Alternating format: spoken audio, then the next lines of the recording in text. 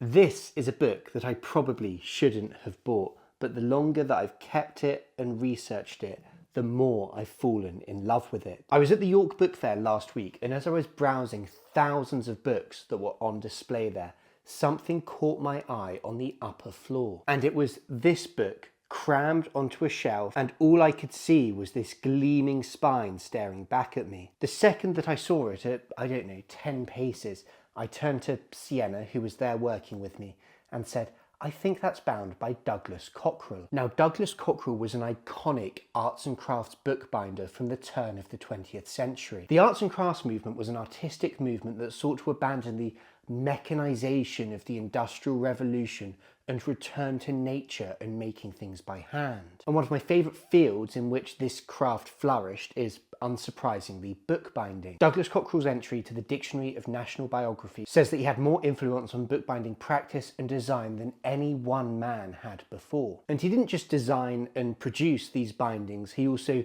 taught bookbinding and wrote books on the subject. His use of lettering, geometry, small circles and inlaid leaves make his work stand out from other practitioners at the same time. And both for this and for the beauty of his creations, examples of his work are highly sought after by collectors.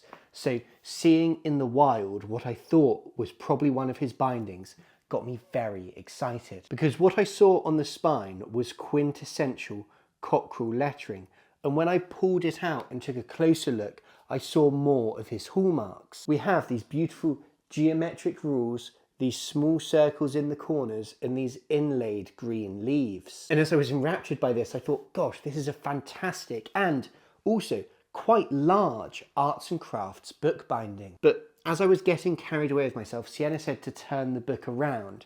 And when I did, I saw something that rather changed my mood, because the front cover here is really quite damaged. We've got large missing pieces of leather all across it, and when you look closely you can see that actually all of those inlaid green leaves have fallen off from the cover design. And when we opened the book up, the news didn't get much better. We can see lots of damage from damp to the end papers here, and even the text pages, which you would expect to be normally in quite nice condition, were badly damaged. Which means that by the time I got to the end of the book and examined the rear turn-in, where we saw Douglas Cockrell's signature, DC 1903, confirming that this was indeed one of his bindings, my mood had turned rather despondent. Seeing those letters on the rear turn-in would normally make me jump for joy, especially as I had a hunch that it was one of his already. But the reason that most people collect fine bindings is for their beauty.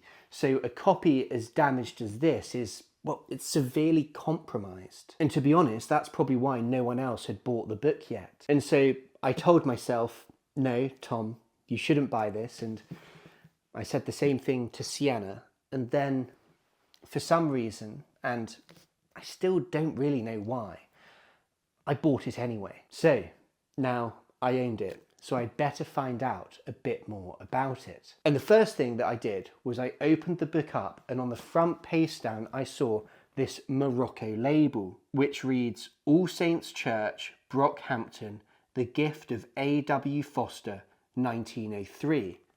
So the first job was to find out who A.W. Foster was. That was quite straightforward. I discovered he was Arthur Wellesley Foster and found his obituary, where I learnt that he grew up in Hornby Castle in Lancaster. So he obviously came from a wealthy family, growing up in a castle, and then he was educated at Oxford, and then he met and fell in love with an American girl called Alice Jordan. That was in the 1880s, and if Arthur Foster was wealthy in the manner of 19th century aristocracy, growing up in a castle, going to Oxford, then Alice Foster's wealth was billionaire, master of the universe levels. Her father was Ebenezer Dyer Jordan, a Boston businessman who founded Jordan Marsh Department Store and also co-founded the Boston Globe. And so when Arthur and Alice were married in November 1885, they got married in Boston, Massachusetts, and the wedding was an extravagance. It was reportedly one of the biggest weddings the city had ever seen,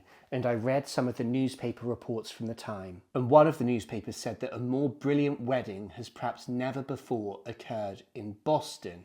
They filled the Trinity Church in Back Bay, so full that even some of the invited guests had to watch from outside, and crowds swarmed the streets around the church just to catch a glimpse of the bride. So it sounds like almost a royal wedding level of pandemonium, but an extravagant wedding wasn't the only present that Alice's parents gave them. As a wedding present, they gifted them Brockhampton Court, a beautiful 18th century manor house in rural Herefordshire. It had fallen into slight disrepair, and so Alice's father had spent years renovating and restoring the property. So that helps explain the Brockhampton on the label, but what about All Saints Church? Well, Alice was very close with her parents and very grateful for everything that they had given her.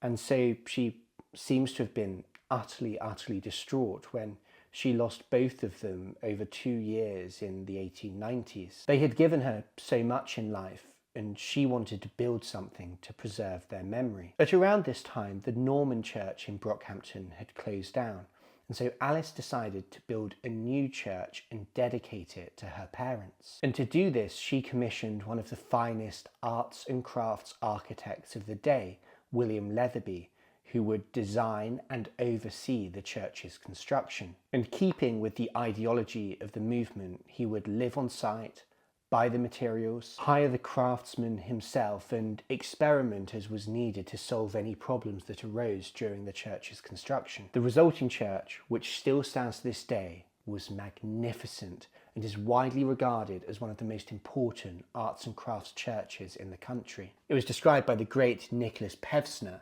as one of the most impressive and convincing churches of its date in any country, and by Peter Davey in his book Arts and Crafts Architecture as one of the greatest monuments of the arts and crafts movement. It was a very traditional church with a thatched roof and a wooden tower, and just like many arts and crafts designs, it harked back to the medieval period. And so it was natural, perhaps, that just having built an iconic arts and crafts building, that the Fosters commissioned an iconic arts and crafts bookbinder to make that church's Book of Common Prayer. And that's why that the book we look at today is so run down.